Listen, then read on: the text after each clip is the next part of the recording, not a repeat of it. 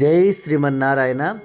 భగవద్బంధువులారా, ఇప్పుడు మనం తెలుసుకోబోయేది ధర్మయుద్ధం ఎలా చేయాలి అనే విషయం. దానిపై ఇప్పుడు మనం వివరంగా తెలుసుకుందాం.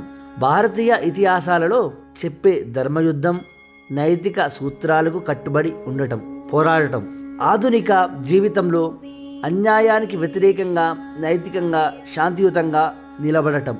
మీరు ఏ అర్థంలో అడిగినా హింసాత్మక చర్యల గురించి నేను మార్గదర్శనం ఇవ్వలేను, కానీ ధర్మం అంటే నిజాయితీ, నైతికత, న్యాయం ఇవి ఎలా పాటించాలో మాత్రం చెప్పగలను.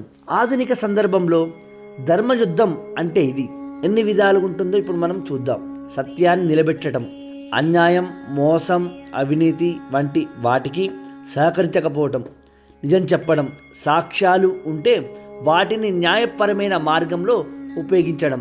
రెండవది, హింస కాకుండా న్యాయపరమైన పోరాటం, చట్టపరమైన మార్గాలు, శాంతియుత నిరసనలు, ప్రజాస్వామ్య పద్ధతులు, వాదన, చర్చ, అవగాహన కార్యక్రమాలు.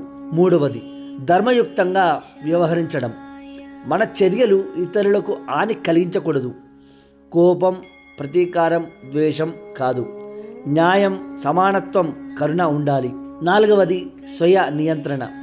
భావోద్వేగాలకు లోనే కాకుండా వివేకంతో నిర్ణయాలు తీసుకోవడం, అహింస వంటి మార్గాలు ఎంచుకోవడం. ఇప్పుడు భగవద్గీతలో ధర్మయుద్ధం అంటే ఏమిటి ఒక ఆధ్యాత్మిక అర్థంతో మనం తెలుసుకుందాం. ఇప్పుడు బాధ్యతను తప్పకుండా నిర్వర్తించాలి, కానీ అహంకారం లేకుండా, ఫలితం మీద కాకుండా ధర్మం మీదే దృష్టి పెట్టాలి. ఇతరులకు హాని చేయాలనే మనసుతో కాకుండా న్యాయం కోసం నిలబడాలి. జై శ్రీమన్నారాయణ.